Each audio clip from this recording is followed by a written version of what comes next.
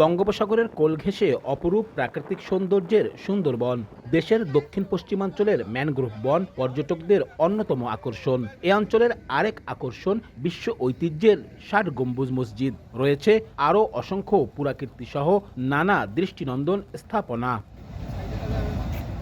প্রতি বছর শীত মৌসুমে সুন্দরবন ঘিরে ব্যস্ততা বাড়ে ট্যুর অপারেটরদের।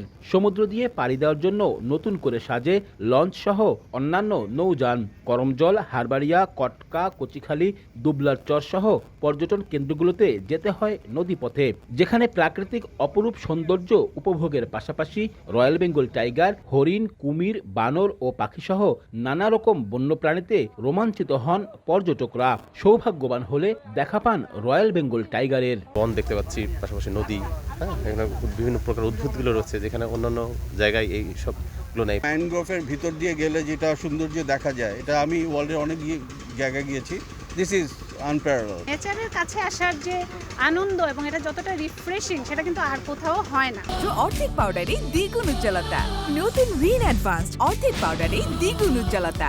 পটেজ আছে অল্প কিছু, সুন্দরবন হিসেবে যতটুকু প্রয়োজন ছিল অতটুকু নাই। শুধু সুন্দরবন নয়, এ অঞ্চলে বিশ্ব ঐতিহ্যের আরেক স্থাপত্য বাগেরহাটের ৬০ গম্বুজ মসজিদ। রয়েছে খান জাহান আলী মাজার, অযোধ্যা মঠ সহ অসংখ্য দৃষ্টিনন্দন স্থান ও পুরাকীর্তি। তবে ভ্রমণের এসব স্থানে অনুন্নত সড়ক ব্যবস্থা, নদীপথে পন্টুন সংকট, নিরাপদ আবাসন সংকটে প্রসার ঘটেনি এ অঞ্চলের পর্যটন শিল্পের। শীতের মৌসুমে আমাদের খুবই ভালো লাগতেছে এবং যতবারই আসি আসলে সবসময় ভালো লাগে। বইতে পড়েছি, কিন্তু আজকে আমরা নিজেরা স্বচক্ষে অভিজ্ঞতা অর্জন করতে পেরেছি। থাকার একটা ভালো ব্যবস্থা থাকে এবং এখানে ম্যানেজমেন্টটা যদি আরেকটু স্মুথ হয় তাহলে বোধহয় সবাই আরেকটু ইন্টারেস্ট পেতে এখানে আসার জন্য। ব্যবস্থাপনাটা আরেকটু ভালো হওয়া দরকার ছিল, যেমন একটু পরিষ্কার পরিচ্ছন্ন থাকলে মনে হয় ভালো হতো। খুলনা অঞ্চলের পর্যটন শিল্পকে এগিয়ে নিতে বন বিভাগ সহ সব দপ্তরের সমন্বিত উদ্যোগ প্রয়োজন বলে মনে করেন সংশ্লিষ্টরা।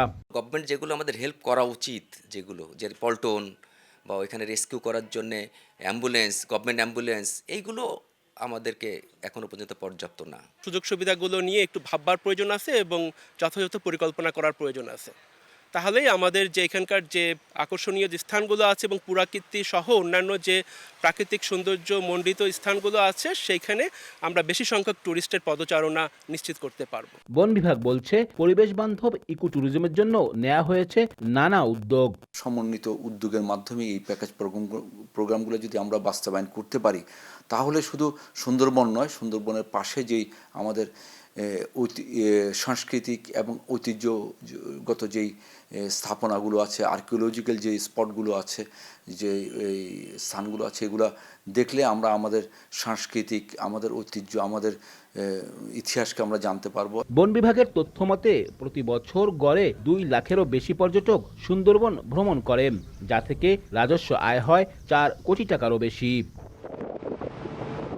আব্দুল্লাহ আল মামুন রুবেল, সময় সংবাদ।